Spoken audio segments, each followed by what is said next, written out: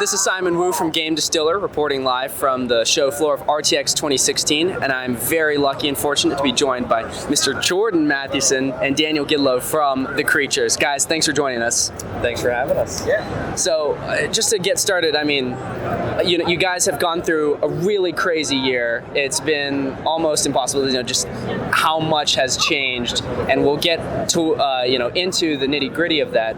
But most importantly, you guys have now joined the Let's Play network. With Funhouse, Kind of Funny, of course, Achievement Hunter. You can talk a little bit about how that conversation really first started, how they reach out to you, and some of the opportunities and challenges that being under the Let's Play brand provides. Well, I mean, for the most part, they approached us, and apparently they had been kind of looking into this for quite a while. And we'd kind of been friends. We've been at RTX since 2012, since it first got into the convention center. So it's been a lot of fun working with them before, and they approached us and were like, we really like what you guys are doing. How would you feel about, this whole Let's Play family thing? And we were very thrilled to hear about this because they were part of our inspiration. So from there, we chatted about it and, slowly developed. And, a few months later, when we were finally, able to, we joined up with them. And one of the attractive things was they made it very clear that they weren't looking to just be a network for us. They were looking to really help us grow, help us, Rooster Teeth kills it with merchandising. They are amazing at that, and they're helping us out a lot with that, a lot with, helping better our content. And so that's very attractive. That was a big thing big pull for joining the Let's Play family for us.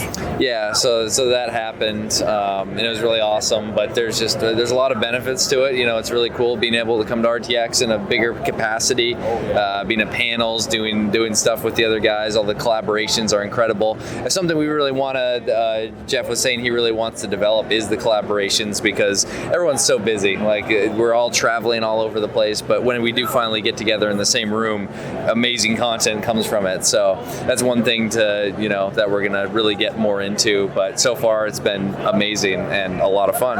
Okay. And Daniel, you talked a little bit about that collaboration and establishing deeper networks and how Jeff wants Let's Play to be organized. There are a lot of other YouTube aggregators, kind of partner and content umbrellas like Maker Studios. It's one big one that comes to mind.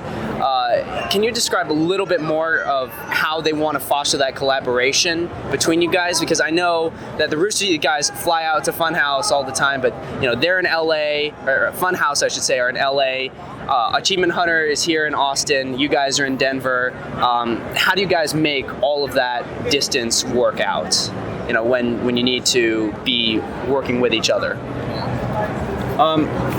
Well, I mean, so far we haven't, Jordan's done a little bit of travel. He's been to the Funhouse offices. It's been more so people have been coming to our office so far. We've had Jeff and Michael out, and we've been trying to make more so than all of the travel stuff work. We haven't really gotten a whole lot into that because it's very early on into that process. But we've been trying. We bought the telepresence little iPad roller thing so we could have people in there. So that's been a really fun way to get a lot of those guys into the office and integrate. Do that cross integration and stuff like that. Do you have more to speak on that, Jordan?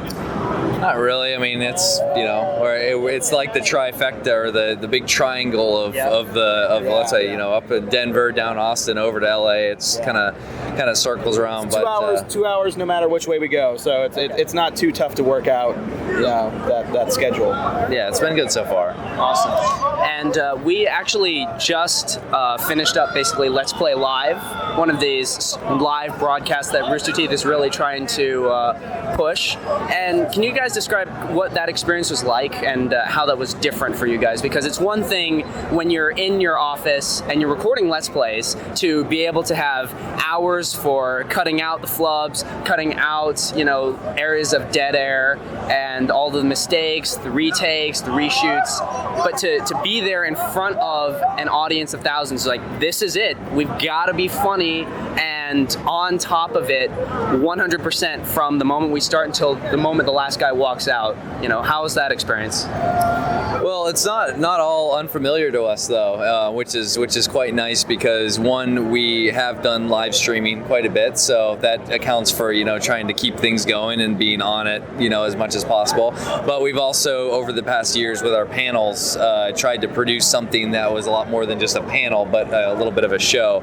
So we try and make those as entertaining as possible for that hour slot. So it wasn't all out of the ordinary. Let's Play Live was amazing. This was their second run, obviously, and it showed that they had learned so much from the first one, and it turned out incredible. We were very pleased with it, had a ton of fun, and it seemed like everyone else did as well. Oh, yeah, for me it was a majorly surreal experience because we were at the Dolby Theater, and they host the Oscars there. I'm a gigantic movie buff, so for me it was like I want to be here again in a few years at the Oscars, hopefully, if I ever actually get around to making movies. But no, it was such a phenomenal experience. The energy was we've done plenty of live shows like Jordan had said, but the energy there was different. Being there with all of those other groups, everybody's willing to just do whatever to make the funniest moments happen, and it was very surreal. It was very, very, very surreal to be in front of 3,000 plus people. It was crazy. Awesome. And now the Creatures as a group have gone through some major turnover this past year. You've seen a couple of guys go and a lot of new guys come on. And as we all know, being on the internet, one of the main things that hell hath no fury like a change on the internet. How has that been for you guys personally to say goodbye to people that you've worked with for so long and so deeply, bringing on new guys, bringing them up to speed, and more importantly, how's the fan base and the community taken all of this? I mean, it sucks. It's really hard for a lot of that stuff because you know these people and you kind of like develop with them and build all this stuff with them, and then see them go. It really does suck.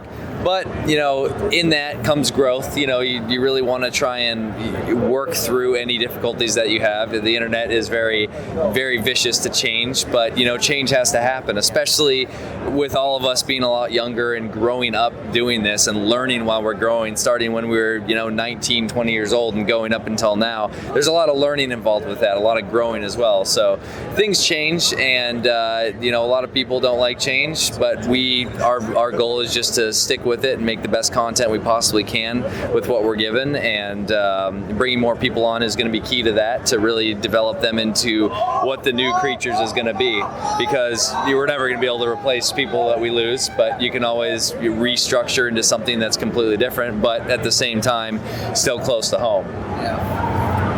Yeah, like I resonating with what Jordan said, it sucks. But I think ultimately the split was healthy for everybody. They get to go off and do what they want to do, and we get to do what we want to do. And I think ultimately I'm very happy that we both are going to be happier for it. So yeah, that's the biggest thing. Awesome. Thanks, guys. I don't want to cut it short here because Jordan has to go find something to eat real quick, scrounge something up, and head off to center stage, and we'll have footage from there later on today. So thank you guys so much for joining us. We wish you guys the best moving forward. Thank you. Check out more of our content on youtube.com/GameDistiller and game-distiller.com.